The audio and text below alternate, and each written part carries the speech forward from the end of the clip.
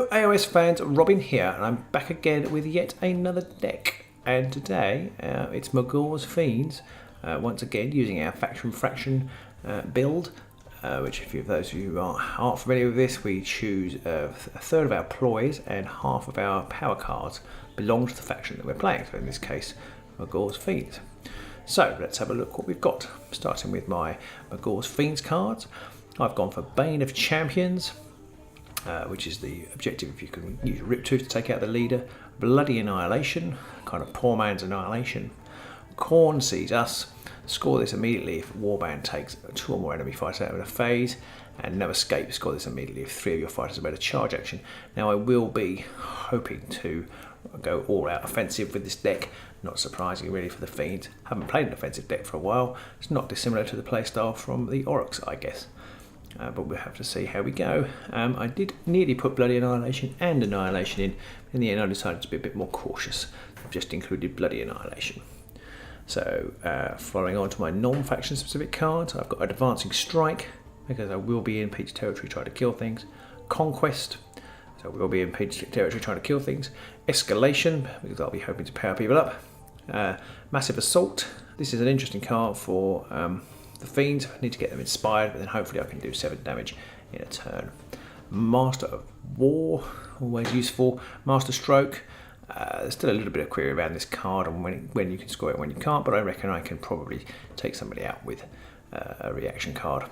Superior Tactician, because I'm hopeful that with the number of score immediately cards I have in the deck, I can score that. And a Victory After Victory, which is where there's a similar card to Victory to Superior Tactician. So we'll have to see how we go with that. The ploys, my faction specific ploys are all pretty violent.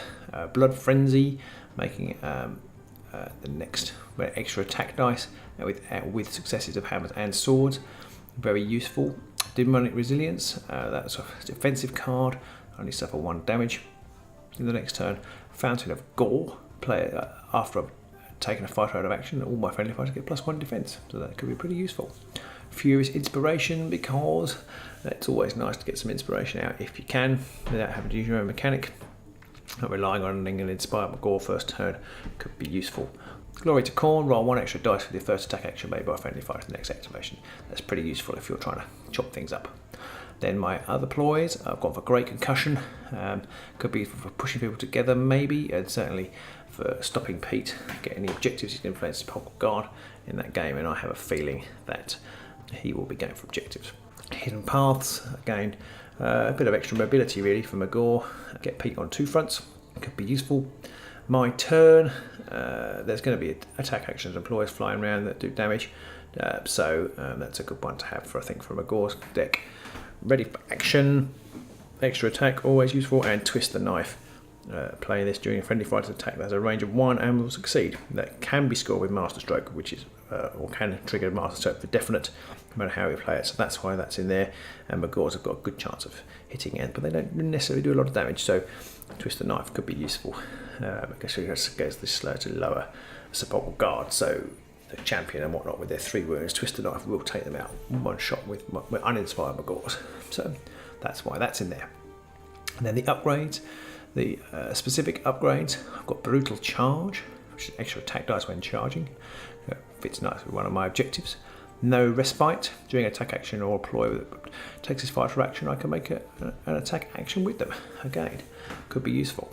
Predatory Leap on the dog, it means I can jump over Pete's men. I'll be trying to get to the warden with the dog and try to score the objective that's centered around taking out the leader with the dog, and that will help that. Trophy Hunter, additional glory point for Magore if I can take people down. Wrathful Blows, an extra dice for Gartok when attacking. And the other upgrades are all centered around violence. Awakened Weapon for re-rolling attack dice. Great Fortitude, +1 wounds, always useful.